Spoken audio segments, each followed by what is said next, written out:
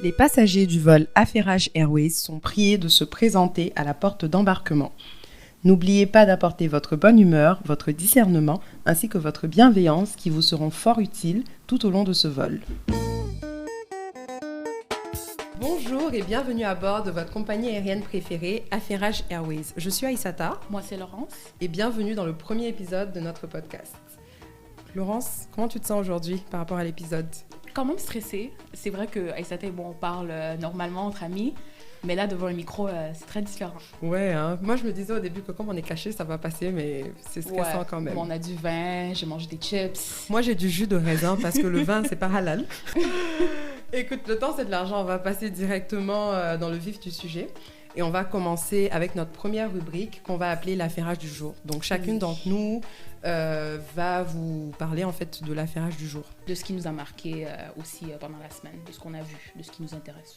Donc, je vais commencer. Commence.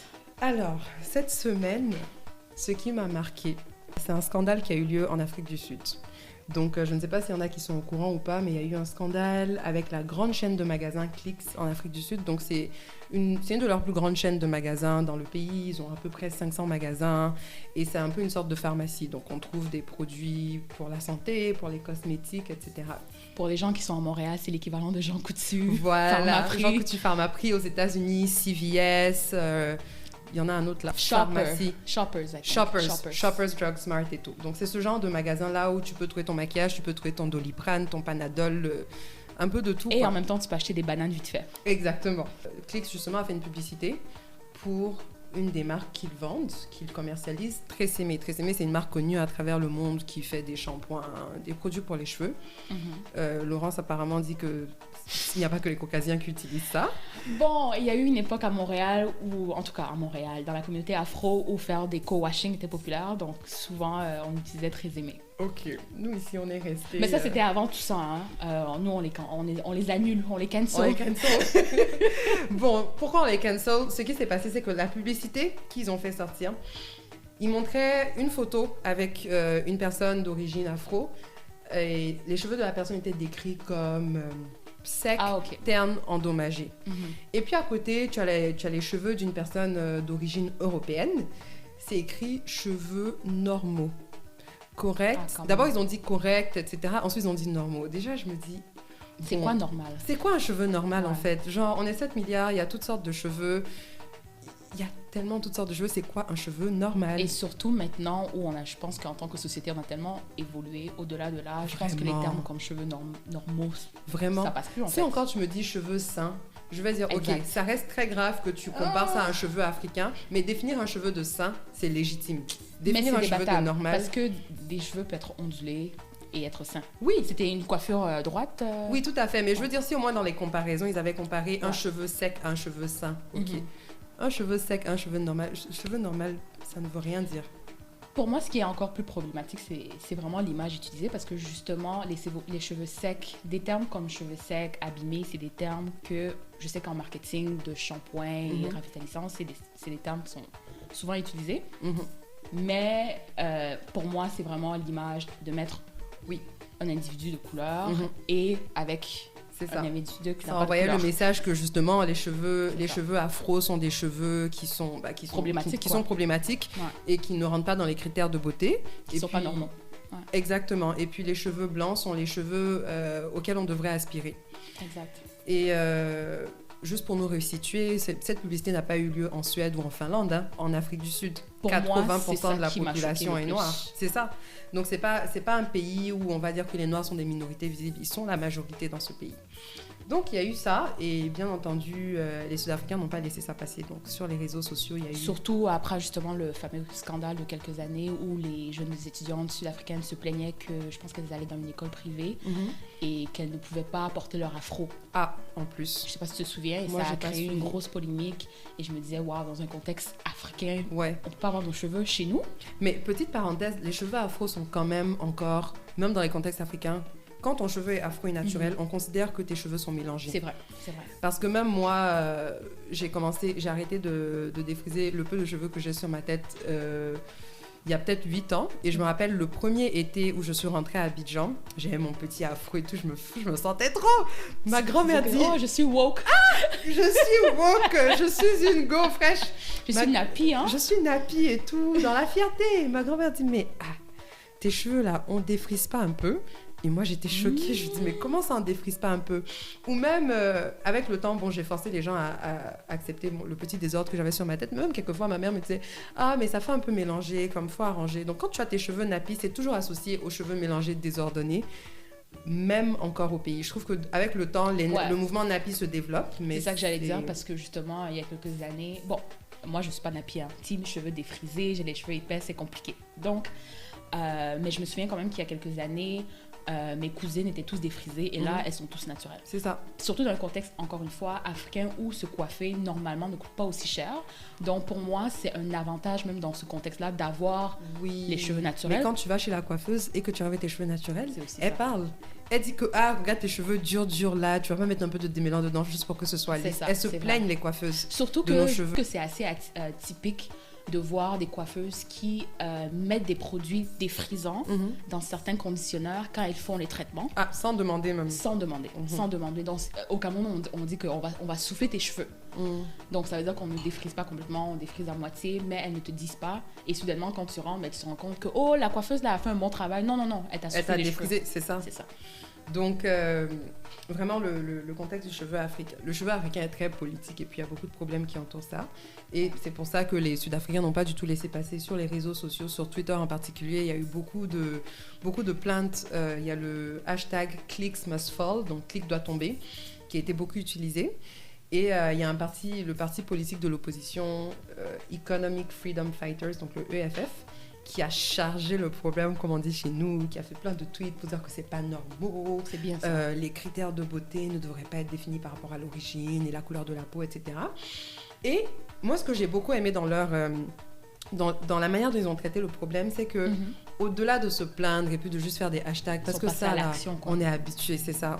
Il y a tellement eu de problèmes, on a vu seulement les hashtags, les carrés noirs sur les Instagram des gens et puis il n'y a rien eu. Est-ce que tu penses que ce qui arrive aux États-Unis et même partout dans le monde sur le mouvement Black Lives Matter, ça encourage les gens à un peu sortir plus rapidement dans les rues? Oui, mais les Sud-Africains ont quand même la réputation d'être un peu ça va pas, on sort, on fait ce qu'il y a à faire. C'est pas là. Il y a déjà eu un scandale dans le passé. Il y avait eu un scandale avec H&M qui avait fait un pull problématique avec un singe et tout. Et vu que l'Afrique du Sud c'est pas la même chose que nous, eux ils ont H&M, ils sont sortis, ils sont allés protester. Donc c'est un bon point. Ouais. C'est un peuple en fait historiquement qui a toujours Exactement. Ouais. Donc là, ils sont allés protester devant les magasins Clicks. Ils sont allés devant les magasins, ils se sont organisés. Il y a des magasins qui ont été saccagés. Apparemment, il y a un magasin même où ils ont essayé de brûler le magasin, de mettre une bombe, je sais pas trop quoi. Il y a plein de magasins qui ont dû fermer, qui n'ont même pas pu ouvrir. Et ça s'est déroulé sur combien de jours, ça? Je ne saurais te dire, mais je pense quelques jours quand même, 2-3 jours minimum. Wow, c'était assez rapide. Et il y a même eu un des grands politiciens du pays, là, Julius Malema, qui est le leader du parti de l'opposition, qui est allé lui-même aux manifestations, qui s'est exprimé. Ça a fait du bruit. C'est vrai que c'est rare de voir des leaders africains qui se mettent vraiment dans les manifestations. Problème de cheveux. Pour des problèmes de cheveux. Je te dis qu'on a faim au pays, ils viennent même pas gérer nos problèmes de cheveux. Mais je trouve que le problème de cheveux de la femme noire est profond. Oui, non, c'est profond. Et j'admire le fait justement qu'il se soit mis dedans. Et qu'il ait reconnu que c'est politique. Exactement. Ouais. Ce que je veux dire, c'est que nos leaders d'habitude, en fait, ils s'en foutent de nous, no offense. Mais là, il s'est engagé. Bon, après, quand tu es dans l'opposition, tu es engagé dans tout parce que tu cherches à être reconnu. Même s'il y a un agenda derrière, je trouve quand même que c'est une action légitime qui n'avait pas nécessairement à aller faire une étape extra pour se présenter aux manifestations, surtout sachant que ça pouvait être violent. C'est ça. Il s'est présenté aux manifestations avec son propre compte des réseaux sociaux. Il s'est exprimé aussi sur le sujet. Il a appelé les gens à manifester. Nice. Et le résultat, c'est que, déjà, à la base, Clicks s'est excusé. Tu sais, les excuses bateaux comme d'habitude. Nous sommes désolés, nous ne voulons pas faire la promotion. Écrit par une stagiaire ou une attachée de presse. Et la pauvre stagiaire. Et c'est fou parce que justement, avec tout ce qui s'est passé aux États-Unis avec le mouvement Black Lives Matter, je trouve que c'est quand même devenu presque une tradition de voir des compagnies s'exprimer sur plein de sujets. Et c'est arrivé à un point où tu peux presque prédire les phrases qu'ils vont utiliser, les tournures de textes qu'ils vont utiliser. Vraiment. En gros, des termes bateaux qui veulent rien dire. qui veulent rien dire. Mais ce que moi j'ai quand même apprécié, dans les excuses, il y a quand même eu... Il y a quelque chose que j'ai apprécié, il y a quelque chose que je n'ai pas apprécié. La chose que j'ai appréciée, c'est ils se sont excusés. Au-delà de s'excuser, ils ont enlevé tous les produits Tresemmé de leur magasin. Directement. Et ça, quand même, ça en dit beaucoup parce que ça veut dire que, pour moi, en général, dans ce genre de choses, le plus important, c'est l'argent. Ils ont quand même enlevé une source de revenus de leurs étagères pour dire que nous ne nous excusons pas juste dans la bouche, comme on dit. Surtout que, petite parenthèse, les marques connues comme Tresemmé, elles payent beaucoup plus cher les détaillants pour être sur l'échelle qui est au niveau des yeux. Donc, ça veut dire que remplacer ça par une autre marque, c'est une perte de revenus. C'est un sacrifice économique. Exact. Et ils ont remplacé les produits Tresemmé par des marques locales. Donc, au-delà c'est ça. Donc, au-delà vraiment de prendre une position claire, je pense que la pression de la société a été assez forte pour qu'ils disent « Ok, on va faire la promotion des marques locales ». Donc ça, franchement, les Sud-Africains, et dire bravo aux Sud-Africains. Vraiment. Le deuxième truc qui m'a peut-être un peu moins plu, c'est que dans les excuses, donc il y a eu les excuses de la marque de Clix, Tresemmé aussi s'est excusé.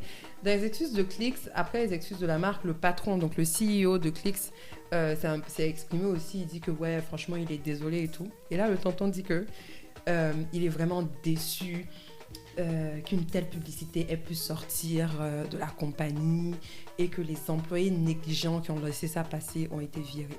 Et je pense qu'il y avait des reportages qui disaient que c'est passé entre les mains de plusieurs personnes. Oui, de toutes les façons, je pense qu'on n'a même pas besoin d'avoir du contexte.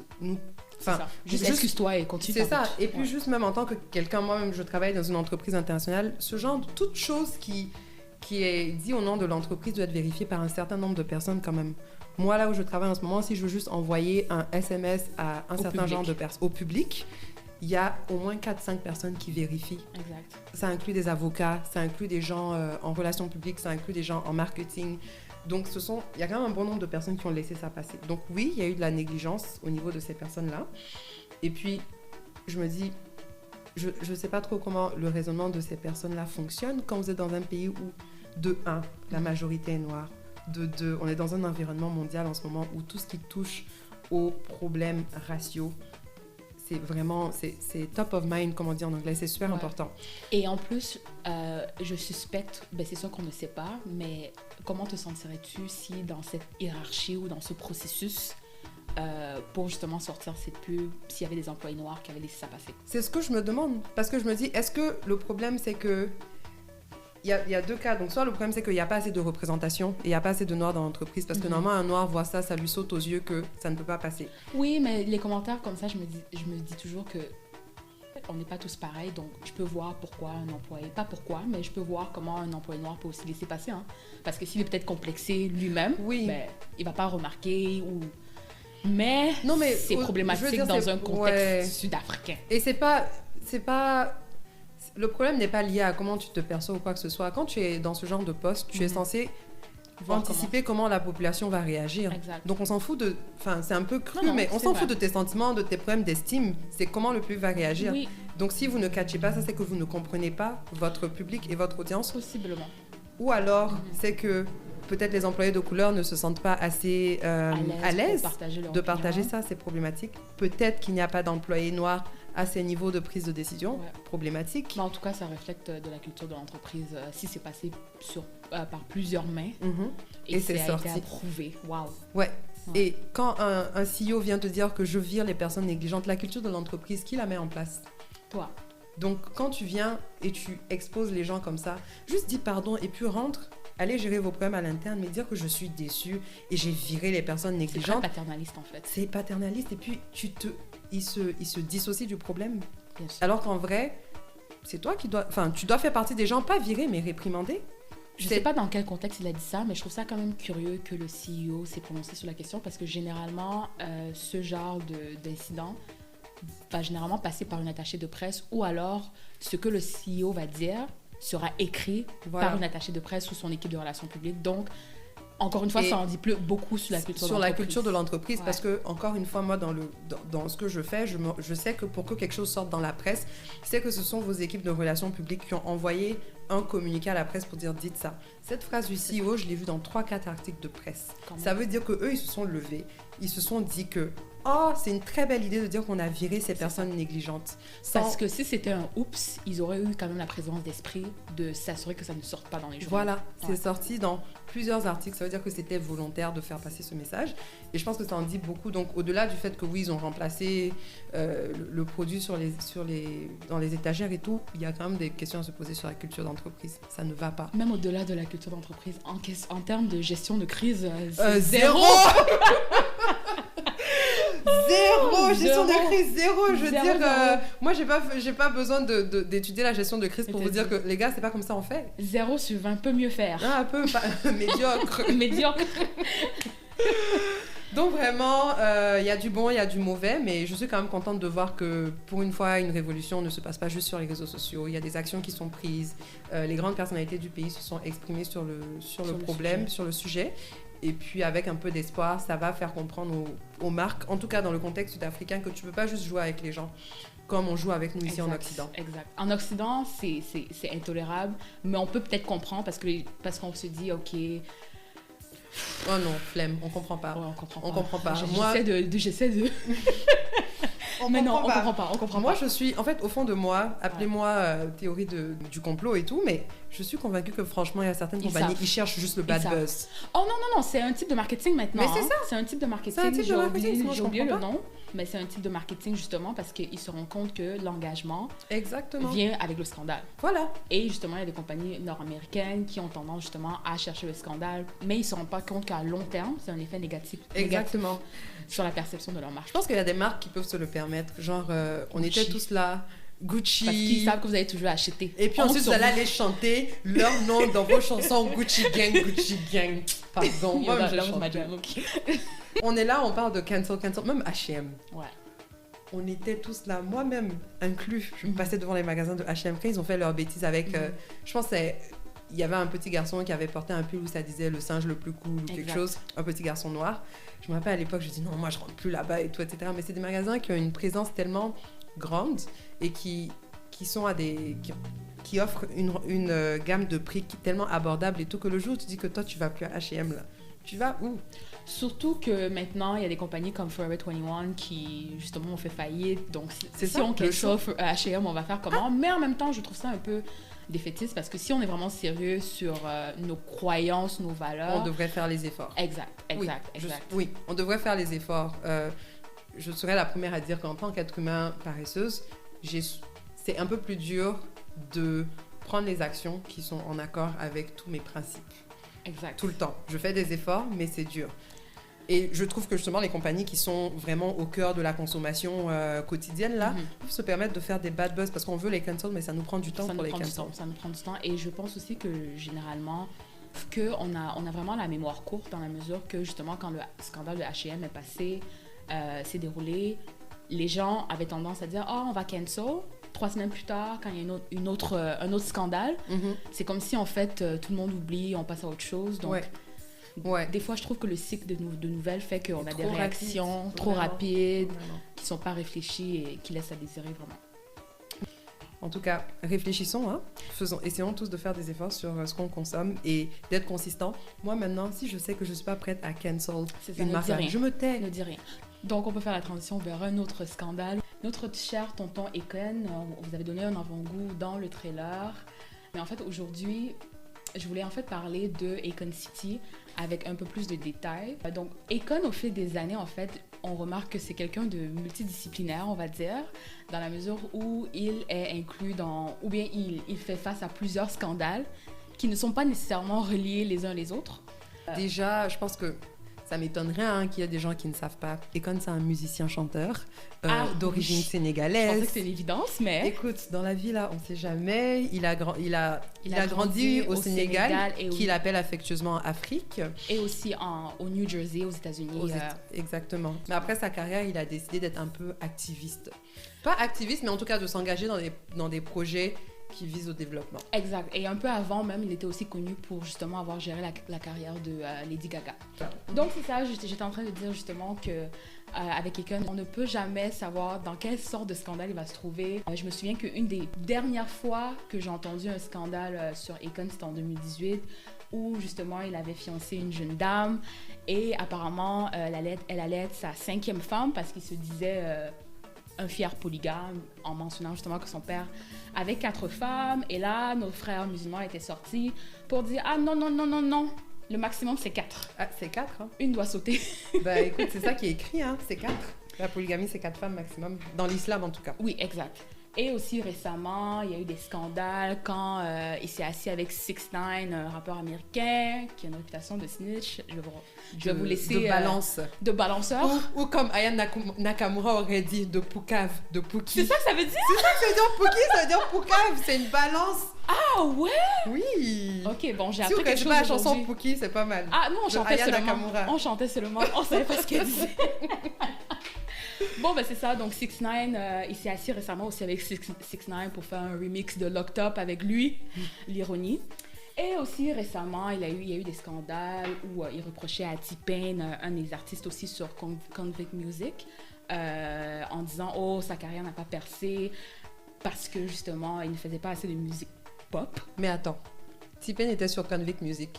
Oui. Donc lui, il n'aurait pas pu lui dire ça à l'époque, il aurait dû faire la musique C'est pop. ça, justement. En fait, Pourquoi il est en dit train ça de maintenant? se souvenir de tout ce qui s'est passé auparavant. Et justement, il disait qu'une des raisons pourquoi T-Pain n'avait jamais percé, c'est parce qu'il avait refusé de faire de la musique pop américaine.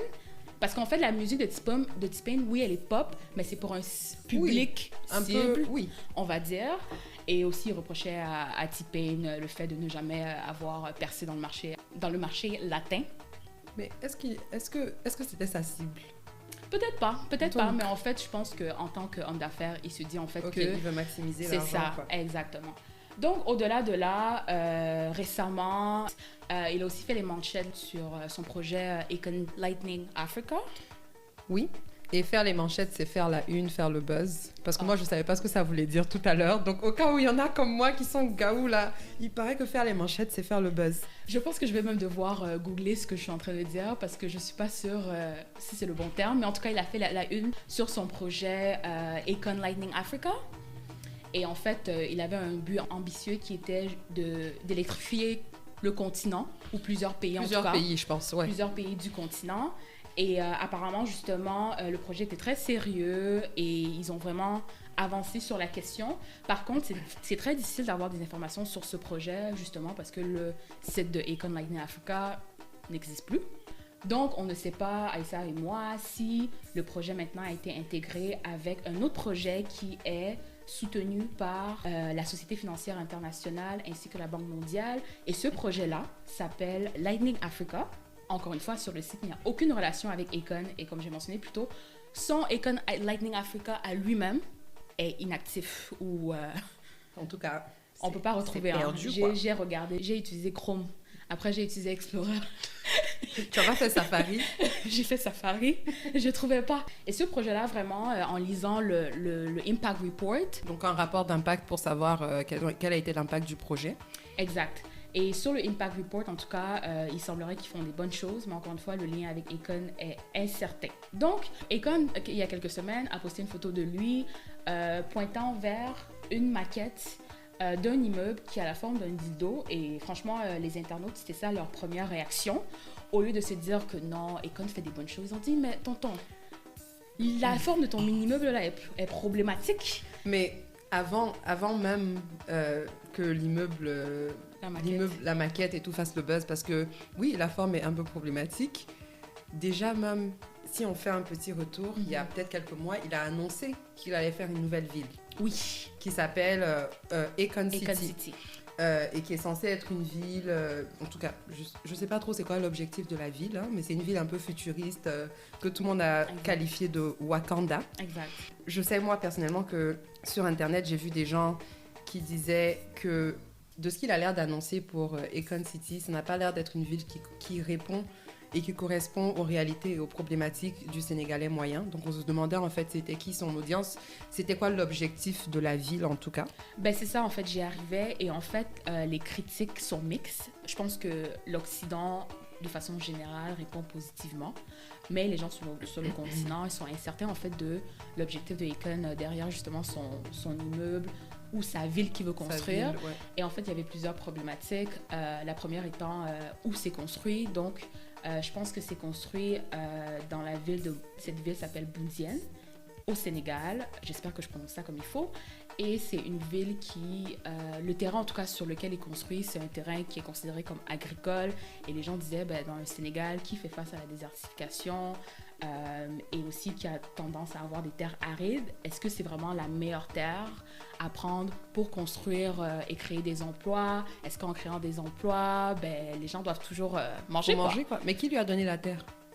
Le président sénégalais, Macky Sall, apparemment, ça a été donné comme crédit d'impôt, en espérant bien sûr que ça allait amener des investissements au Sénégal, peut-être aider avec le tourisme aussi. Ouais. Par contre, on se rend compte en fait qu'en regardant sa maquette, que son projet n'est pas fait pour le Sénégalais moyen.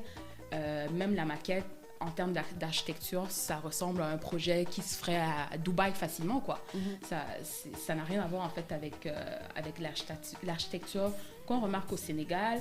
Et au-delà de là, en fait, quand on va sur le site de Econ City et on regarde les partenaires avec qui ils s'associent à ça, comme on dit souvent, dis-moi qui sont tes partenaires et je te donnerai, en fait, je te dirai la qualité de tes projets ou j'évaluerai la qualité de tes projets. Et en fait, on se rend compte que même ces partenaires ont aussi que des maquettes sur leur site et pas de projets réalisés.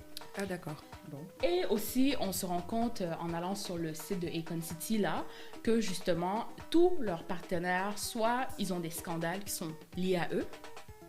Par exemple, il y a une compagnie qui s'appelle KL International. Déjà, à la base, c'était hyper difficile de trouver des informations sur cette compagnie. J'ai dû aller jusqu'à la page 23 de Google News. Hey, tu es patiente, hein? Et juste pour vous mettre en contexte, en fait, généralement, quand tu fais des recherches, que ce soit académiques, tu vas peut-être à la page 5 de Google, gros max. Les amis, moi, même si vous tapez mon nom là, je suis sur la première page. Speak on it. Donc, je ne comprends pas pourquoi eux, c'est page 23. Et je ne suis pas encore quelqu'un. Exact. Donc, quand généralement une compagnie est sur la page 23, c'est soit qu'elle n'a pas fait de communiqué de presse, ou soit qu'elle ne veut pas qu'on la trouve, essentiellement.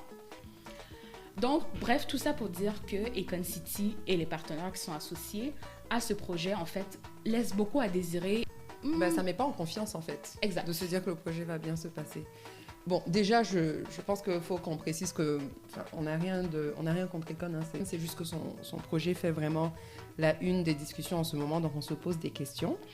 Déjà, si on revient même sur le problème des terres et que ce sont des terres agricoles qui peuvent être utilisées, bon, moi j'estime que ça, c'est pas quelque chose qu'on doit lui reprocher parce que la terre lui a été donnée. Exact. Si les autorités sénégalaises ont estimé que c'était une terre qu'on pouvait donner pour faire ce genre de projet, écoute, c'est ce que c'est, hein. Ça veut pas, de toutes les façons, on sait que nos autorités ne font pas toujours les meilleurs des choix. Exact. Mais au bout d'un moment, on lui a donné la terre, il prend, il fait ce qu'il veut. Et honnêtement aussi, d'un point de vue marketing, je peux comprendre ce que Econ essaye de faire parce qu'en fait, il ne faut pas comprendre que c'est un artiste et qui comprend beaucoup la perception du public et l'impact que ça peut avoir. Donc, ce que je veux dire par là, c'est que Econ City est très, très médiatisé en ce moment et même lui-même relaie les informations Exactement. et les communiqués de presse à ce sujet. Et moi, je crois sincèrement qu'il essaie d'attirer des investisseurs. Oui.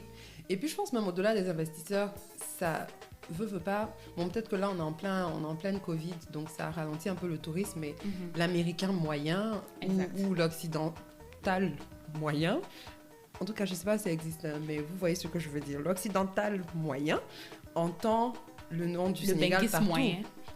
Donc, ça veut dire que, déjà, de toute façon, le Sénégal, c'était un des pays qui avait le plus de tourisme dans la région. Là, il y a beaucoup plus de personnes qui vont aller vers le Sénégal. Donc, en termes de médiatisation, ça fait le travail. Ça va ramener des touristes, ça va ramener des investisseurs.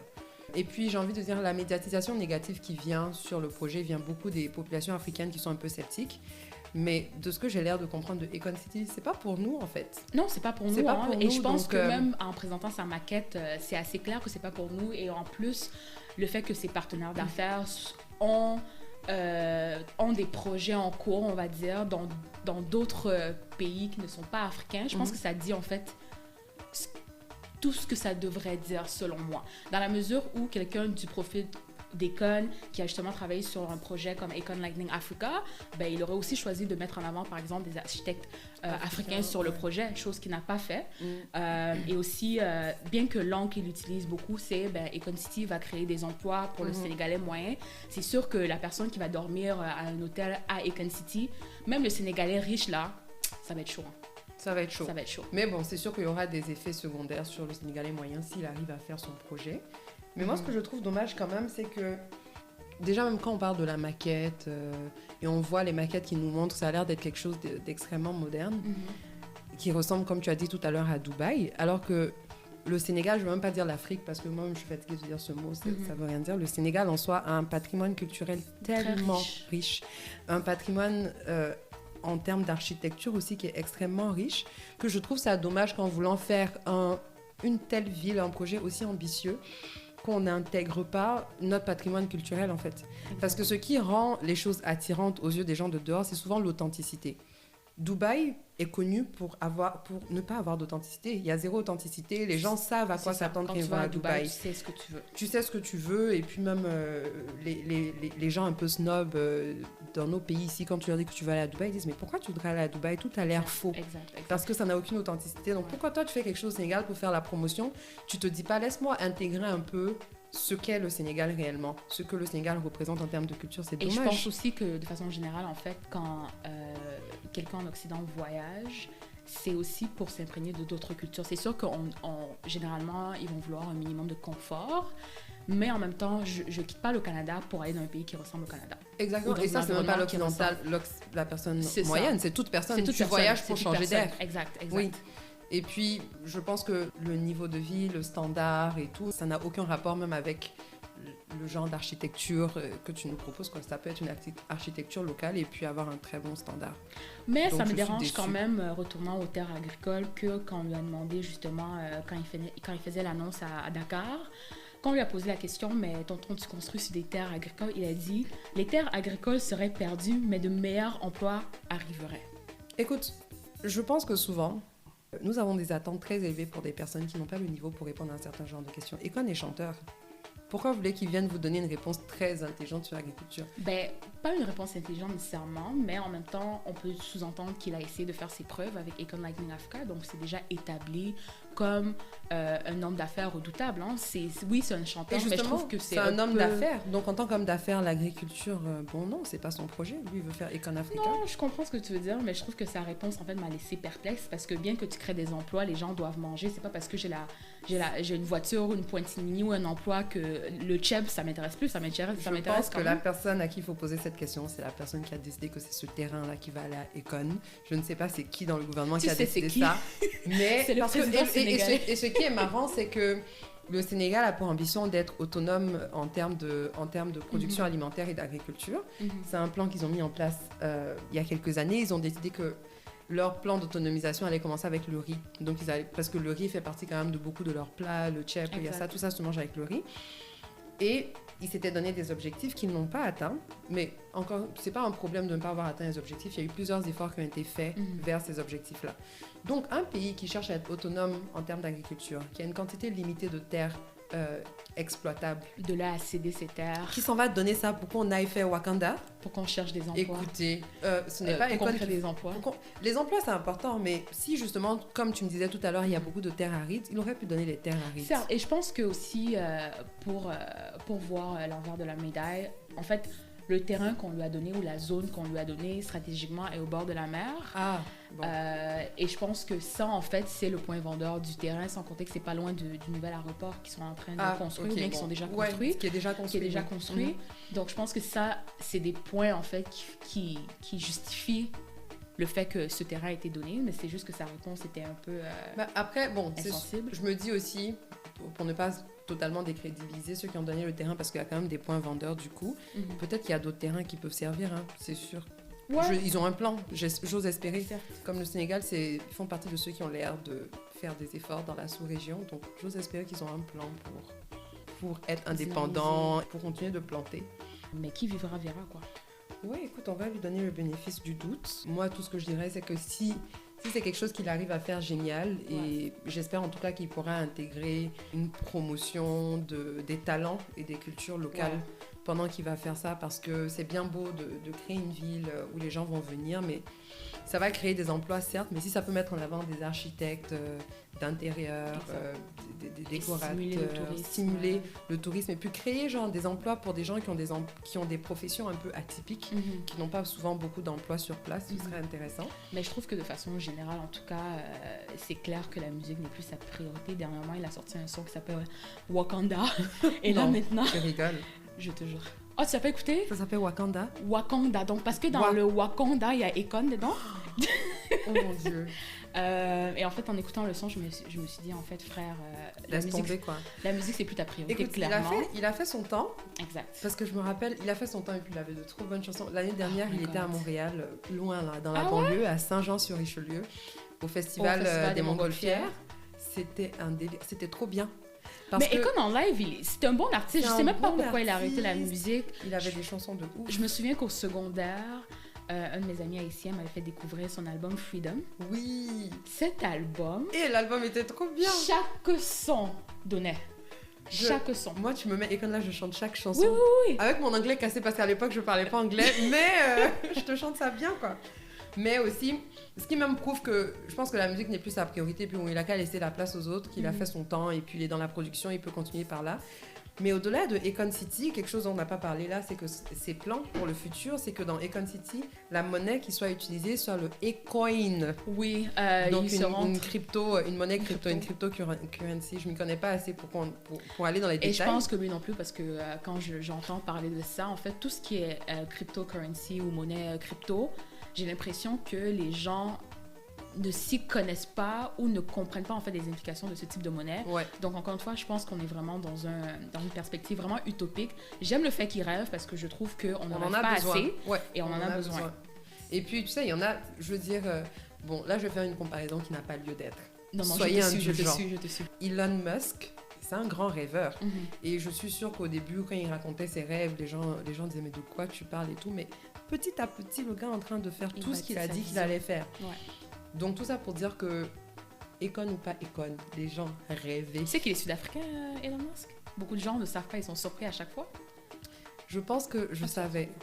En fait, oui, je regarde son livre en ce moment. Je savais qu'il était sud-africain. Je ne l'ai pas encore lu. Les gens qui décorent la bibliothèque. Ah non, regarde, j'ai une étagère de livres que je n'ai pas encore lu, mais j'ai quelqu'un que je connais qui m'a dit que c'était une des meilleures biographies qu'elle a lues. Ça me surprend. Et que justement, c'est une biographie qui... si tu es quelqu'un qui a des idées, qui aime rêver, qui voit un peu loin, c'est une biographie qui te motive à rester dans ce genre de manière de penser parce que lui, il rêve de manière tellement grosse que Tom, tu vas penser à tes petits rêves là, tu vas dire en fait c'est bon, je peux me le permettre. Je rêve pas assez fort ou assez haut.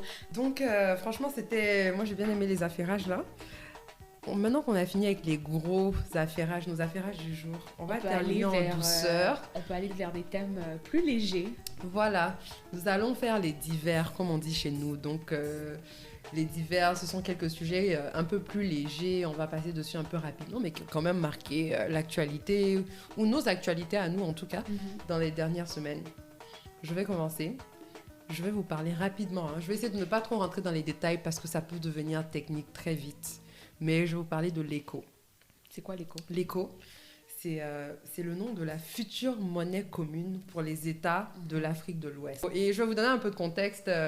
La communauté des États d'Afrique de l'Ouest, en ce moment, il y a plusieurs monnaies qui circulent dans la région. Donc, il y a pas mal de pays, des anciennes colonies françaises qui utilisent le franc CFA en ce moment. Je ne rentrerai pas dans les détails du franc CFA, mais il y a beaucoup de problématiques liées au franc CFA parce que du nom de la monnaie, franc CFA, vous vous rendez compte, vous pouvez imaginer que la France joue un rôle quand même important dans la gestion de cette monnaie. Il y a d'autres économies qui ont leur propre monnaie. Le Nigeria, ils ont le Naira. Le Ghana, ils ont le Cedi. La Guinée-Conakry, ils ont le franc guinéen. Ah ouais? Oui, ils ont le franc guinéen. Ils sont pas dans la zone UEMO, là? UEMOA, non. Ils n'ont pas le franc CFA en Guinée-Conakry. Ils ont le franc guinéen. Après, selon la force des économies, la monnaie a plus ou moins de valeur. Donc, le franc guinéen est connu... c'est pas pour me moquer, mais c'est connu quand même pour être une des monnaies les plus faibles où tu vas acheter un truc très simple et ça te coûte des millions de francs guinéens, comme au Zimbabwe. Je sais pas si c'est encore le cas, mais en tout cas, à une époque, c'était le cas au Zimbabwe. Donc, il y a plusieurs monnaies différentes. Et puis, comme vous savez, on est en mode... on veut aller vers le panafricanisme au maximum. On se dit, on va y aller... On va commencer par région. Donc la région de l'Afrique de l'Ouest, en tout cas, pour avoir une intégration économique, veut aller vers une monnaie commune. Ce n'est pas un nouveau projet, ça ne date pas d'hier.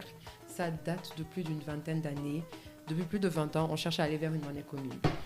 Apparemment, depuis 1983. C'est Jeune Afrique qui a dit, hein, c'est pas moi. Ouais. 1983, le projet a été reporté au moins 4 fois. À chaque fois, c'était quoi la raison? Et que je ne saurais te dire à chaque fois c'est quoi la raison. Mais tout ce que je sais, c'est qu'il y a eu plusieurs reports. Je sais que beaucoup de fois, il y a eu des pays qui n'étaient pas très pour. Et le Nigeria, je ne sais pas exactement quelles étaient les raisons précises du Nigeria, mais je sais que le Nigeria fait partie des pays qui étaient un peu contre, ou qui n'aidaient pas en tout cas dans l'évolution vers la concrétisation du projet. Et je peux comprendre pourquoi. Leur monnaie est pas mal, ils ont une belle économie. Exactement. Donc, ce serait quoi les avantages pour eux? Bah, le Nigeria, c'est déjà la plus grande économie de la région. Ils font 70% du PIB de la région. Ils ont leur propre monnaie. Elle est venue avec les statistiques. Hein. Ah, les statistiques. Préparées. 70% du PIB. Ils ont leur propre monnaie, c'est le Naira. Je pense que déjà avoir sa propre monnaie, ça donne quand même un certain niveau d'indépendance en termes de stratégie économique. D'où ma question en fait, parce que pourquoi retourner en fait dans un système de dépendance ou un système régional? Je ne dirais pas que ce serait une dépendance, ce serait une collaboration. Okay. Ce serait quand même, si ils ont tous une monnaie commune, ce serait un environnement où tu ne peux pas juste décider de mettre en place ta politique économique tout seul. Il faut que tu parles aux autres. Autonomes en fait. Tu es moins autonome, mais j'ai aussi envie de dire que le Nigeria étant la plus grande puissance, ils ont le poids de venir dire que moi, j'ai pas envie de faire ça. Faisons X, Y, Z. Bon. Parce que c'est quand même les plus forts. Bon point. Donc, je ne suis pas assez calée en économie pour vous dire pourquoi exactement le Nigeria n'était pas très pour, mais je sais que dans un environnement où il y a une monnaie commune, ils auraient le plus gros poids dans les discussions parce que c'est leur économie qui guide un peu la région en ce moment. Il y a des pays qui sont en forte croissance comme le Sénégal, la Côte d'Ivoire, mais ces croissances, ils ne sont pas encore arrivés. Ils sont en train de monter. Mais il y a quand même le Ghana à côté. Je ne sais pas si le Ghana à côté, leurs intérêts sont convergents avec le Ghana. Je ne sais pas exactement, mais je sais que le Ghana aussi, ils s'en sortent. Hein, ils ont leur monnaie. Donc ils s'en sortent, écoute. Ils font pas partie de ceux qui poussent pour que genre, les causes soient mises en place le plus vite possible. En tout cas, ils ont quand même organisé le Year of Return, hein, donc ils font plus que s'en sortir. Ils font plus que s'en sortir. Effectivement, j'ai un peu minimisé le Ghana. Mais tout ça pour dire que donc, ce projet de monnaie commune, ça date quand même d'une vingtaine d'années. Mais l'année dernière, les présidents se sont rencontrés entre eux, ils sont sortis confiants. Ils ont dit que non, 2020, là, je pense qu'ils avaient dit d'ici mi-2020 ou la fin de 2020, l'éco sera sorti. Je me souviens. On va utiliser. Je pense que Macron avait même été impliqué. Oui. Tout le monde même avait fait leurs analyses. Il y avait des débats. Exactement. Tout le monde était devenu économiste sur les internets. Voilà. Donc on avait tous beaucoup d'espoir. Mais 2020 a commencé. Bon. Covid, hein, je veux dire, on va pas se cacher. J'aime bien quand même la lancée sur laquelle on est là. Ça veut dire que pour les prochaines 2 années, tout ce qui arrive là, on va dire c'est Covid. Je dis que moi-même, quand ça chauffe sur moi dans quelque chose, tu sais, avec la Covid. Avec la pandémie, je me sens pas bien. Je me sens pas bien. Non. C'est plus pareil. C'est plus pareil. J'ai besoin de temps pour moi. Hey, ça va. Et tu sais, Covid. Mais bon, on en rit, mais bon, c'est sûr que la Covid a eu des gros effets sur les économies, mais même sur les gens. Sur les gens, on rigole et tout, mais même il y a eu beaucoup de personnes qui ont été affectées, qui n'ont pas tenu. Mais juste regarder en fait le monde partir en cacahuète comme ça, c'est pas facile à supporter non plus. Et en même temps, c'est réconfortant dans la mesure où tu sais qu'il n'y a aucun système qui est stable au point de ne pas changer. Par exemple, en entreprise, c'est quand même intéressant de voir à quel point les entreprises se sont adaptées rapidement dans leur culture où on te disait que non, c'est impossible de travailler de la maison. Voilà, vous le faites on là. Est dedans. Oui, ça. Adaptation rapide, ça rassure qu'on s'adapte rapidement, etc. Et malheureusement, la Covid, sur les économies, il y a eu quand même des impacts réels.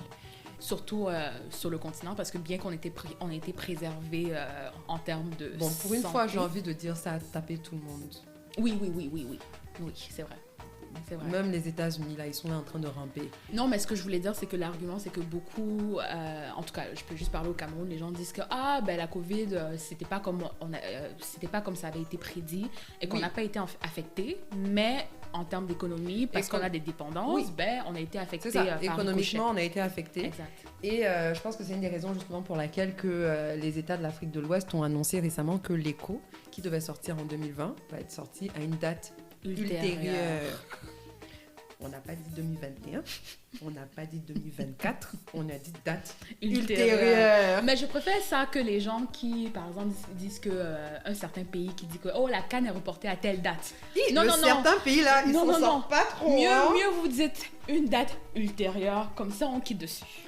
Oui, je pense que date ultérieure, ça, comme tu dis, au moins on quitte dessus, mais je pense que l'inconvénient d'une date ultérieure, c'est que les gens n'ont pas besoin de rendre compte pour travailler envers une certaine date. Mais est-ce que tu penses peut-être qu'à l'interne, ils ont une date fixe et que... Je ne pense pas. Non. Et puis, honnêtement, j'ai envie de dire, avec tous les problèmes que la COVID a causés, j'ai envie de dire, ne passez pas votre temps en fait à chercher la date à laquelle l'éco va être lancé. Régénérez un peu vos économies et puis on en reparle. Donc moi, je trouve que ça va, on peut tenir encore. Ça fait une cinquantaine d'années qu'on a nos monnaies. Ouais. On peut attendre un peu parce que justement, pour pouvoir avoir une monnaie commune, il faut que tous les pays s'accordent. Et puis, il y a certains critères que tous les pays doivent respecter, en fait. Quel genre de critères? Donc, il y a 3 critères principaux. On appelle ça les critères de convergence. On dirait que tu vas rentrer dans les trucs. Non, je ne vais pas rentrer dans trop de détails, mais tout ça pour dire Pour contexte, Aïssata a étudié finance et moi, je n'ai pas fait finance. Donc, elle va essayer d'expliquer ça de façon claire. Aïssata a étudié finance et elle a couru pour quitter la finance. Donc, ne vous inquiétez pas, je ne vais pas rentrer dans trop de détails, mais c'est pour dire, en fait, que si on se dit qu'on va avoir une monnaie commune, ça veut dire qu'il faut que on soit tous raisonnables avec la manière dont on gère nos économies. Donc, avant de rentrer dans la monnaie commune, il y a des critères que les pays se sont donnés qui doivent tous respecter. Une fois qu'ils vont respecter ces critères-là, là, ils seront un peu tous à un niveau presque équitable pour pouvoir s'assurer qu'ils vont rentrer dans la monnaie commune avec de bons niveaux. Et ces critères-là, c'est par exemple le pourcentage de la dette par rapport au PIB, ou l'inflation, donc les augmentations de prix, ou alors le déficit. Donc le déficit, c'est nos dépenses par rapport aux... Et je suppose que c'est des critères de toute façon que chaque gouvernement à son niveau doit gérer, mais c'est juste que l'objectif change. Exactement. Chaque gouvernement doit gérer, mais là, si on va avoir une monnaie commune, on doit avoir tous le même objectif vers lequel on va converger. Et mais ça demande en fait une stratégie d'alignement élevée, et une bonne gouvernance. Exactement, parce que déjà, il faut se mettre d'accord sur les critères et puis être sûr que tous les pays peuvent les atteindre. Mais ils se sont mis d'accord, ils ont des critères. Ils ont dit 70% du PIB, ce sera la dette, 3% du PIB déficit, 10% d'inflation maximum et tout. Ils se sont donné les critères. En tout cas, sur ça, ils se sont mis d'accord. C'est bien beau sur papier, mais on non, se connaît. Mais tu sais, on néglige nos pays, mais il y a quand même beaucoup de pays qui respectent les critères. Avant que la COVID commence, il y a quelques analyses qui ont été faites pour voir où les pays sont situés par rapport à ces critères en avance de l'éco. Et puis, il y en avait plusieurs qui étaient sur la bonne voie. Donc, ça sous-entend en fait que les objectifs qu'ils ont établis étaient par rapport aux États. Atteignables. Okay. Exactement. Okay. Ils ont mis en place des objectifs atteignables pour tous les pays. Mais bon, avec Covid et tout ça, il y a des pays en ce moment qui sont loin. Ah non, mais on se néglige. C'est toi qui nous néglige, moi je me néglige. Non, qui va se négliger? Désolée. Et donc c'est ça, donc tout le monde pas tout le monde est loin des critères, mais il y a quand même des gros pays comme le Nigeria qui est très loin des critères d'inflation. Leur inflation est beaucoup plus élevée. Et avec la Covid, il y a l'inflation partout en ce moment parce que les pays essaient de se remettre de tout ce qu'ils ont raté. Et il y a le Ghana, en termes de déficit, qui a un déficit plus grand que le critère. Donc, à cause de tout ça, en tout cas, pour faire court, le lancement de l'éco est reporté à une date ultérieure. Comme depuis 1984, là, c'est reporté. Je ne saurais vous garantir que nous allons voir l'éco de notre vivant. Mais... Non, il faut avoir espoir. Mon espoir est redirigé vers d'autres problèmes. Je ne saurais vous garantir ça, mais en attendant, moi, je trouve quand même qu'on peut continuer à débattre. Comme on le faisait de toute façon. De toute façon, la spécialité de l'homme africain, c'est pas débattre. Surtout quand son ventre est plein en fin de soirée. Là, c'est là qu'on connaît tous la politique de nos pays. Donc, en tout cas, on peut continuer à débattre. Vous pouvez continuer d'aller suivre Kémy Séba et puis de brûler les billets de francs CFA, etc. Peut-être qu'un jour, on va passer à l'éco. En attendant, brûlez vos billets. Tu n'expliques pas le contexte dans lequel les gens brûlent les billets? Non, je vais laisser les gens Google Kémy Séba, brûler les billets. Si vous avez des billets que vous voulez brûler, appelez-moi. Moi, j'accepte. Ne brûlez pas, donnez-nous. J'accepte. Toutes sortes de monnaie, on prend. Vraiment tout, sauf... Nous, on est là dans la Non, on pauvreté, ne vous brûlez discrimine l'argent. pas. Donnez seulement. Ah. En tout cas, c'était ça sur l'écho. Donc, on continue dans les divers. Bon, tu as des divers pour nous? Donc, une de mes séries préférées du moment, bien que la saison s'est terminée, s'appelle Maîtresse d'un homme marié, qui est une série sénégalaise qui a fait beaucoup de buzz à l'international et bien évidemment sur le continent. Aïssata me disait justement plutôt que c'est même sous-titré en anglais. Ma chère. Bref, Maîtresse d'un homme marié parle des réalités sénégalaises. Donc, ça aborde les thèmes de l'infidélité.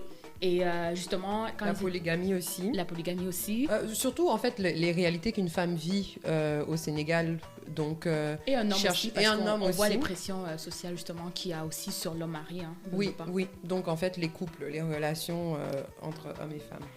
Donc, c'est ça. Dernièrement, ils étaient en tournée avec la chaîne de télé A+, en Côte d'Ivoire, à Abidjan. Et sur le compte Instagram d'un des acteurs, Biram, donc on voit en fait tout le casting être accueilli de façon excitante. Les gens criaient. Je pense qu'il y a quelqu'un qui s'est évanoui. Ah oui? Oui, il y avait des gardes de sécurité qui retenaient les fans. Franchement, c'était un accueil... C'était digne de ce qu'on verrait peut-être à Hollywood. Et en fait, moi, j'étais agréablement surpris de voir l'engouement que les gens ont envers cette série et l'attachement qu'ils ont envers les acteurs. Et franchement, ça fait chaud au cœur qu'une série de ce calibre, parce que franchement, c'est top selon moi en tout cas, reçoit un accueil comme ça. J'ai hâte en fait de voir plus d'exemples et de productions de ce genre, que ce soit de la part de Marodi ou d'autres compagnies. Et je pense aussi qu'ils ont vraiment élevé la barre pour le contenu africain en prouvant qu'on peut aller au-delà des frontières, même si c'est pas... même si le Wolof n'est pas une langue parlée nécessairement en dehors du Sénégal, ben, écoute, étant camerounaise au Canada, je me sentais concernée et ça me parlait en fait. Je pense que justement, c'est la confirmation que ce qui compte, c'est avoir du contenu de qualité, quelle que soit la langue dans laquelle tu le présentes. Parce que, et le contexte social. Et le contexte social, parce qu'à la fin de la journée, leur contenu a fait le tour du monde. Il y a un article New York Times, les gens le regardent en Afrique de l'Est, en Afrique de l'Ouest, au Canada, aux États-Unis, Partout, etc. il y a Internet en fait. Partout, il y a Internet. Et les gens sont prêts à lire les sous-titres. Et les gens sont paresseux en général. Et je trouve que ça montre quand même qu'ils ont fait du bon taf. Et bien que, encore une fois, en tant que fan de la série, bien que je trouve que l'intégration entre leur contenu en Wolof et leur contenu traduit n'est pas encore ce qu'elle devrait être, dans la mesure que la traduction n'est pas nécessairement parfaite, on manque beaucoup de contexte, de blagues. C'est sûr qu'on n'était pas l'audience à la base. Je pense que c'était fait pour un contexte sénégalais et pour des Sénégalais, mais j'apprécie vraiment le fait que moi, je peux aimer la série en fait de loin. Oui, de loin, je suis d'accord. Ça fait chaud au cœur. Et pour une fois que j'aime voir les Africains se donner de l'amour entre eux, quoi. Genre, ça fait plaisir. Ça fait plaisir. Ça fait plaisir de voir que c'est pas à cause d'une star européenne ou américaine et tout que les gens sont en train de s'évanouir. C'est pour nos frères qui sont juste là, de l'autre côté de la région. Et aussi, ça atteste en fait de la qualité de la série. Parce qu'on ne supporte pas ça parce que c'est africain nécessairement. Non, on supporte ça parce que c'est bon. Tout. Après, bon, moi j'ai un esprit critique. Il y a beaucoup de choses qui pourraient quand même être améliorées. Mais ça reste bien. Je suis d'accord. Bien sûr. Mais quand je regarde par exemple à l'évolution de Nollywood, au début on riait, hein, et regarde où ils sont rendus. Donc moi je pense que c'est toujours dans le même mindset que, en tout cas, je suis là pour soutenir. Même si c'est payant, je vais acheter. Ouais. Et parlant de mariage, j'étais là à procrastiner comme d'habitude sur les réseaux.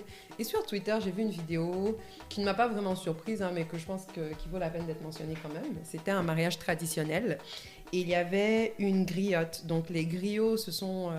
je vais pas vous expliquer tout le contexte des griots, mais dans le contexte d'un mariage, les griots, ce sont les personnes qui chantent, qui chantent dans le mariage. Mais il y avait une griotte qui chantait à la mariée. Et en gros, dans ce cas, elle disait à la mariée, elle dit, écoute, il n'y a aucune femme qui va te dire que son mari ne l'a jamais trompée, insultée ou battue. Mais sache que la meilleure des femmes, en tout cas, c'est celle qui fait vraiment semblant de ne rien voir, de ne rien entendre, et en gros, qui supporte. Et bon, moi, j'ai vu la vidéo. Elle est aveugle, elle est muette, quoi. Ah, on dit que c'est ça qui te rend meilleure femme. En tout cas, ça m'a fait comprendre que je ne suis pas dans le championnat pour être meilleure femme. Mais chacun ses soucis. Au début, moi, j'ai vu la vidéo, je suis passée, je me suis dit, écoute, on sait que en tout cas, la réalité est que on demande encore aux femmes de supporter, de ne pas remettre un certain nombre de choses en question. Bon, on vit dans des sociétés qui demandent à la femme beaucoup de choses dans le mariage et pas assez à l'homme, malheureusement. On ne demande rien à l'homme. On demande juste l'argent et de faire des enfants. C'est la base. Mais c'est beaucoup en soi. Je sais pas si c'est la base nécessairement. C'est la base. Pourquoi tu considères que c'est la base? À l'heure là, moi-même seule ici, en ce moment, mon problème c'est quoi? C'est faire de l'argent pour manger. Certes, mais je veux dire, en fait, dans un contexte africain, juste le simple fait de faire de l'argent donne beaucoup de pression à l'homme africain moyen. Bon, ça c'est pas que africain, j'ai envie de dire, c'est les contextes. Oui, mais je trouve qu'en dans les sociétés oui, la pression sur l'homme et l'argent n'est pas la même. Exact. Mais n'oublions pas qu'au-delà de l'Occident, il y a l'Amérique latine, etc., où il y a ce même genre de pression sur les hommes aussi. Qu'en Afrique. Mais j'ai jamais vécu là-bas, donc je peux pas me prononcer sur la question. Je ne sais que ce que je connais. Tu as raison, ma chérie, il ne faut pas se prononcer sur ce qu'on ne connaît pas. Mais c'est vrai que oui, il y a beaucoup. L'homme a la pression, etc., de devoir être le provider, d'être celui qui ramène l'argent, etc. Oui, c'est une pression, d'accord. Mais ce n'est rien à comparer à ce qu'on demande à la femme, parce que non seulement, dépendamment de la société, on lui demande de ramener de l'argent, on lui demande d'être belle et de se taire, mais en même temps, on lui demande d'être éduquée. Et en même temps, on lui demande de tout accepter. Et en même temps, on lui demande de bien s'entendre avec toute la famille élargie de monsieur. Donc, c'est beaucoup de choses qu'on demande, en plus de lui demander d'être fidèle dans un contexte où peut-être l'homme ne l'est pas nécessairement. Donc, peut-être, il ne l'est pas. J'aime donner le bénéfice du doute aux gens. Mais non, c'est une réalité. C'est une réalité. C'est triste de voir que... Ça m'a pas surpris en fait, parce que franchement... C'est ça, c'est pas surprenant. C'est ça en fait, ce que la griotte dit, j'ai souvent entendu ça de mes tantes qui m'adorent et qui pensent que justement je mérite le meilleur au monde. Oui. Mais je pense que avec l'âge, peut-être elles comprennent certaines réalités que moi je ne comprends pas encore. Et c'est pour ça qu'on se retrouve avec des conseils de ce genre, ou encore elles voient le monde à travers leurs yeux, leurs expériences, et elle ne peut que donner les conseils sur ce qu'elles ont vécu. Oui, et puis au bout d'un moment donné, je pense que l'intention est positive. Mais de faire ça un mariage, pour moi le mariage, c'est, comment dire, c'est un événement dans lequel on est censé presque vendre le rêve. Et j'aurais apprécié le fait qu'elle le fasse après ou avant, mais pas le jour de l'événement. Je pense que ça dépend des contextes. Parce que je sais que dans ma tradition à moi, dans les mariages traditionnels, même si c'est pas la griotte qui te donne des conseils, les femmes, les mamans, les tantis sont censées te donner des conseils pendant ton mariage. En privé ou en public? Parce que la vidéo est en public. Bon, là, la vidéo est en public. Les gens applaudissent, la hype comme si elle dit trop la vérité. Oui, quoi. Là, les gens applaudissent. Bon, moi, quand je suis allée dans les mariages traditionnels, c'est une honte, je ne parle pas ma langue. Donc, si les griottes donnaient les conseils, là, moi, je ne savais pas. Mais je sais en tout cas que les mamans, les tantis, en privé, en tout cas, te donnent les conseils. Oui. Et puis, à the end of the day, que ce soit en privé ou en public, c'est les mêmes conseils qu'on va te donner dans la chambre. On va te dire, il faut supporter le mariage. C'est vrai. C'est dur, c'est pas censé être facile. Et c'est pas faux, c'est pas faux. Je pense que c'est important de préparer fille comme garçon à la réalité du mariage, mais je trouve qu'on a tendance, dans notre culture, à trop préparer la femme et pas assez l'homme. Ouais. Et justement, ça donne ce qu'on voit. Ça donne ça. Parce que l'homme, il se fait pas asseoir pour dire, écoute, faut pas la battre. Faut apprendre à préparer, faut apprendre à préparer. Toi, tu as l'espoir, Ah non, les hommes de ma famille préparent, donc pour moi, c'est le standard. Désolée, D'accord. Donc, en tout cas, c'est une réalité qui est encore présente. C'est le genre de problème, vraiment, je sais pas trop où on peut commencer. Mais ce qui me donne un peu d'espoir par rapport au futur, en tout cas, c'est que je trouve que de nos jours, on voit de plus en plus de femmes africaines qui s'éloignent de ce genre de relations toxiques qui ne leur conviennent pas, qui divorcent, qui osent, de femmes tout court même, c'est ça en fait, qui osent partir, qui osent essayer de faire leur vie toute seule parce que la situation maritale dans laquelle elles étaient ne leur convient pas. Et qui reconnaissent leurs valeurs, mais je trouve aussi qu'il y a un facteur économique à ça parce qu'en fait, justement, quand j'en parle souvent avec mes tantes, ce qu'elles me disent souvent, c'est que pour une femme africaine de classe moyenne ou pauvre, c'est difficile de se lever et partir. Parce que en fait, il faut avoir les moyens de ta politique. Tu vas manger quoi, tes enfants vont faire comment, la scolarité comment. Donc, c'est normal en fait que la nouvelle génération de femmes qui travaillent, qui a été à l'école, elles puissent se lever et partir. Donc, il faut le reconnaître que quand tu as les moyens financiers, bien sûr que tu peux oser. Oui, tu peux oser. Tu peux oser. Mais j'ai aussi envie de dire que malgré que les femmes ont les moyens, enfin il y a de plus en plus de femmes qui ont les moyens financiers, l'indépendance financière qui peuvent oser, il y en a beaucoup qui ont tous les moyens du monde mais qui restent. Parce que même avec tous ces moyens-là, quand tu veux partir, tu vas aller parler aux aînés, ils vont te dire tout ce que la femme l'a dit dans la vidéo. Faut supporter. C'est ça en fait le mariage. Donc ça fait quand même plaisir de voir qu'il y en a qui s'en vont. Parce que je pense que oui, il y a la réalité de il te faut les moyens pour partir, mais même avec les moyens, il y en a qui restent.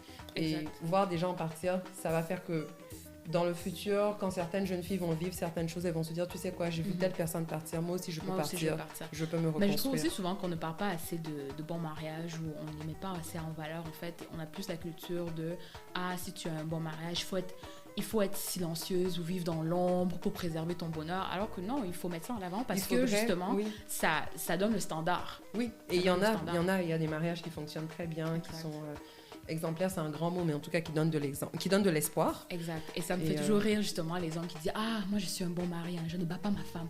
Je comme base, genre la barre est basse. Et il n'y a même pas de barre là. Je te dis, ou bien il dit j'ai rationné à la maison dans la mesure où il donne de l'argent pour acheter de la nourriture. Je suis comme genre non. Ok. Le chemin est long, on a encore du chemin, mais je pense que il y a de l'espoir. Petit à petit, parce qu'on aime beaucoup se plaindre, etc. Mais il faut savoir que ce sont des gros changements de société qui ne vont pas se faire du jour au lendemain. C'est de génération en génération, un peu.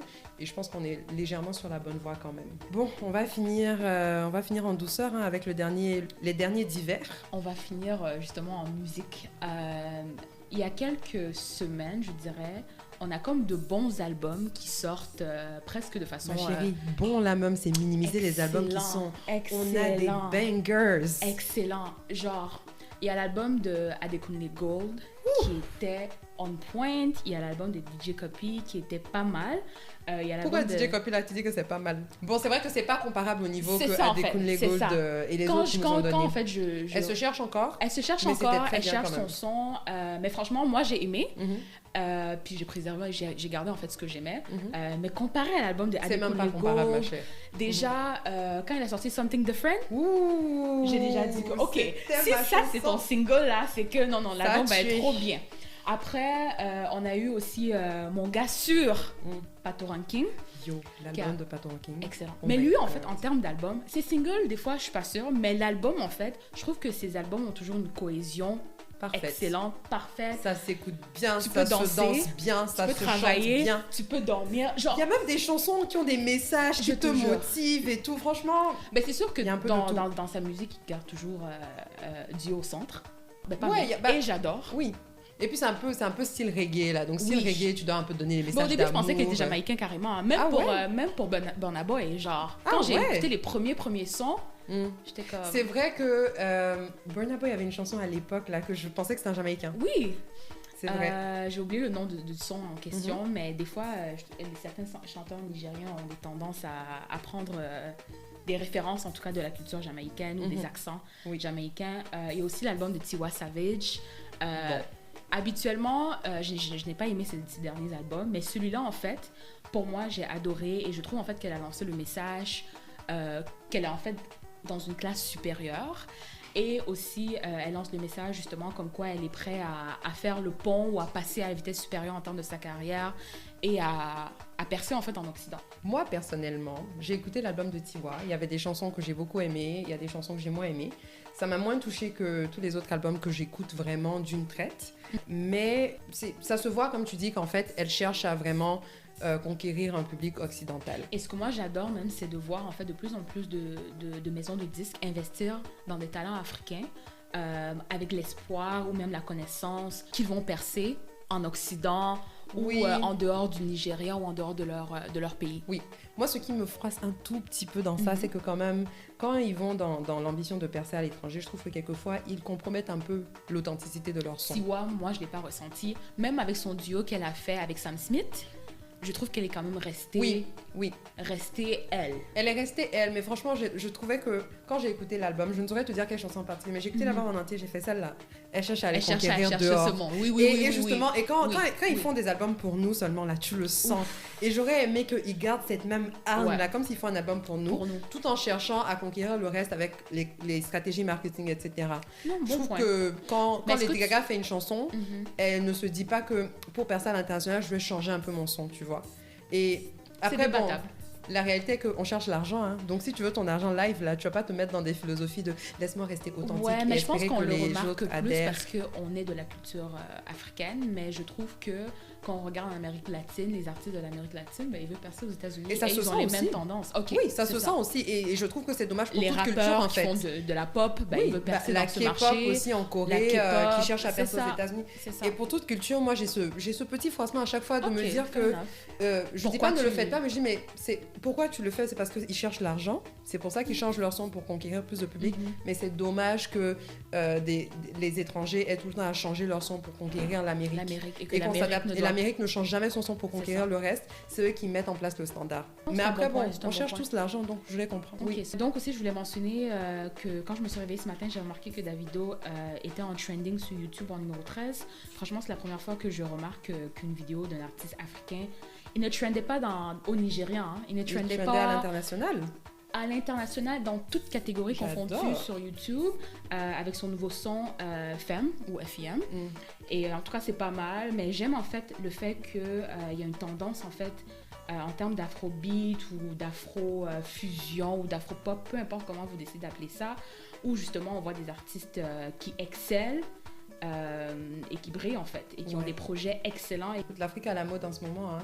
Mais attends, tu as cité tous les albums là, tu n'as pas cité Fireboy DML. Ah non, mais c'est une honte. Ah non, mais Laurence. Non, j'avais ça sur ma liste. Sacrilège. J'avais ça sur ma liste. Fireboy, mais attendez, vous écoutez l'album de Fireboy. Oui, c'est une vibe. Ah, la chanson, déjà, genre, bon, moi perso, peut-être que je suis très biaisée, mais toute chanson où les gens proclament qu'ils sont les meilleurs dans le monde et tout. Non, il faut se moi, mettre en ça valeur. me hype. Et donc, la première chanson, c'est Champion, où il dit genre, je suis un champion, I'm a motherfucking champion. Oh my tu god. es à la maison, cheveux pas faits. Donc, quand les gens me fatiguent, je mets la chanson à fond. Pendant que j'écris les mails, je fais I'm a champion. J'adore, l'album est trop bien. Vraiment trop bien. Trop. J'ai rien à dire. L'album est top. Mais en tout cas, tout ce qui est musique afro, on a vraiment beaucoup de gens à remercier, que ce soit les Don Jazzy, qui ont vraiment en fait poussé le son, poussé l'enveloppe sur ce genre de musique. Donc, chapeau à tous. Hein. Franchement, chapeau à tous. Et puis, je suis aussi contente qu'on soit dans une phase où il y a des pays dont la musique devient mainstream. On les écoutait pas forcément avant. Exact. Là, vraiment, il y a une grosse hype sur le Amapiano d'Afrique du Sud. Le Kenya, avec Ghana. Sauti-Sol qu'on entend partout. Le Ghana aussi. Et j'ai hâte, en fait, d'entendre le son d'autres pays. J'ai hâte que d'autres pays nous montrent leur son et puis nous donnent la même qualité de musique. Par exemple, le Nigeria, c'est un pays dont une des langues est l'anglais. Et il y a beaucoup de stars nigérianes qui décident en fait de continuer à chanter dans leur langue au calme. Oui. Au calme. Ils ne se compromettent si pas leur authenticité. Si vous ne comprenez pas, c'est votre problème. Vraiment. Vous pouvez aller sur Rap Genius ou la faire la translation des paroles. Est-ce que tu as vu ils s'en fichent en fait. Justement, parenthèse par rapport à ça, Burna Boy, Collateral Damage. Exact. Quoique franchement, la majorité de la chanson était en anglais et c'était un peu clair. C'était très clair, c'est beaucoup dire, mais c'était bon. Voilà quoi. Je connaissais pas les détails de la chanson, mais j'avais une idée de quoi il parlait. Déjà que c'est un artiste très engagé à la base. Exactement. Donc je pense que les gens qui l'ont découvert avec les Bessets, c'est sûr qu'ils vont pas savoir que c'est un artiste engagé, mais non, il a toujours été engagé, donc ça me surprenait pas, mais il y avait la tutosphère française qui était je savais pas. Je dansais sur ça, je faisais mon Besset dessus, mais je savais pas que c'est ça qu'il disait, alors qu'il parlait des politiciens. Bon, je pense qu'on va s'arrêter là pour aujourd'hui, vraiment. Ouais. Pour un premier épisode, c'était pas mal. Franchement, l'affairage était chic, hein. Moi j'aurais pu continuer, mais on va s'arrêter là. On va s'arrêter là pour l'instant. Donnez-nous vos commentaires, dites-nous ce que vous avez pensé. On veut tous les commentaires, toute l'honnêteté, avec un minimum de bienveillance et de respect, bien entendu. Donc retrouvez-nous, si vous nous cherchez sur les réseaux sociaux, vous pouvez nous trouver sur Facebook, Instagram, @affairage_airways.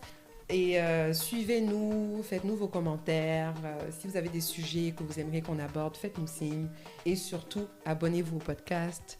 Laissez-nous un avis, mettez-nous quelques étoiles. 5 étoiles, c'est pas mal, hein, comme les chauffeurs d'Uber demandent à la fin à chaque fois. Même moi, 5 étoiles. Mais des fois, ils forcent. Hein. Oui, ils forcent. Et surtout, partagez-le avec les gens de votre entourage. Si vous connaissez des gens qui aimeraient ce genre de discussion, partagez-le avec eux. Et en attendant, nous allons aller à la recherche des prochains affairages. Et puis, on se voit dans 2 semaines. Est-ce qu'on est toujours en vol ou on est en train d'atterrir? Ah oui, et donc, du coup, c'est Affairage Airways. Attachez vos ceintures parce que là, on va atterrir, vous voyez. Non, comment elle dit? Et que attachez vos ceintures, on se prépare pour l'atterrissage.